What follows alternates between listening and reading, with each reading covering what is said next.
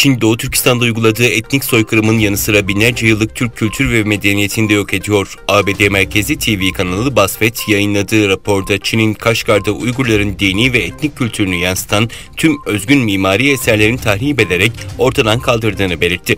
Raporda Uygur mahallelerinin Çinli turistler için Disney Parkı haline getirildiği ifade edildi. 67 milletvekili ve lordlar grubu hükümeti İngiltere'de Hikvision ve Dua gözetim ekipmanlarının satışını ve kullanımını yasaklamaya çağırdı. Raporlar iki şirketi Çin'deki insan hakları ihlalleriyle ilişkilendirdi. Hükümet yanıtında Hikvision ve Dua dahil olmak üzere bir dizi Çinli teknoloji şirketiyle Doğu Türkistan'daki insan hakları ihlalleri arasında bağlantı olduğunu öne süren raporlardan haberdar olduğunu söyledi. Almanya Başbakanı Olaf Scholz, yükselen enerji fiyatları ve enflasyon konusunda tarihi bir zorlukla karşı karşıya olduklarını belirterek mevcut krizin birkaç ay içinde bitmeyeceğini söyledi. Öte yandan Almanya sıcak su kısıtlamalarına hazırlanıyor. Sıcak su tasarrufuna ilişkin ilk haber ise Saksonya eyaletinden geldi. 600 haneli bir apartmanda günün belli saatlerinde sıcak su kullanılabileceği duyuruldu. Kremlin sözcüsü Dmitri Peskov, Karakalpakistan Özerk Cumhuriyeti'nde meydana gelen olayların Özbekistan'ın iç meselesi olduğunu söyledi.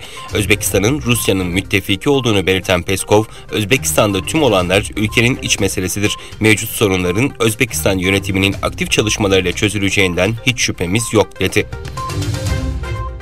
ABD Federal İletişim Komisyonu Elon Musk'ın şirketi SpaceX'in uydu interneti sistemi Starlink'in araba, uçak, tekne gibi hareket halindeki araçlara hizmet sağlamasına onay verdi. Starlink, SpaceX'in dünyanın yetersiz hizmet alan bölgelerine internet erişimini kolaylaştırmak için yıllardır üzerine çalıştığı uzay tabanlı bir sistem. SpaceX, Starlink uydularıyla dünya yörüngesinde 12.000 uyduluk ağ kurmayı planlıyor. Projenin 2027'de tamamlanması hedefleniyor. Doğu Türkistan'ın Urumçi şehrinde 5 Temmuz 2009'da barışçıl protestonun kanlı şekilde bastırıldığı Urumçi katliamının 13. yıl dönümünde şehitleri anmak ve Çin'in Doğu Türkistan'da uygulamakta olduğu soykırımın durdurulması için çağrıda bulunmak amacıyla birçok ülkede STK'lar öncülüğünde basın açıklaması ve protesto etkinlikleri düzenleniyor. Urumçi katliamının yıl dönümü münasebetiyle açıklamada bulunan Doğu Türkistan Kültür ve İnformasyon Merkezi ETİ'nin eski başkanı Abdülcelil Karakaş, 5 Temmuz 2009 tarihinde gerçekleşen bu katliamın yaralarının hala taze olduğunu, komünist Çin rejiminin ise daha büyük bir soykırım suçuna imza atmakta olduğunu söyledi.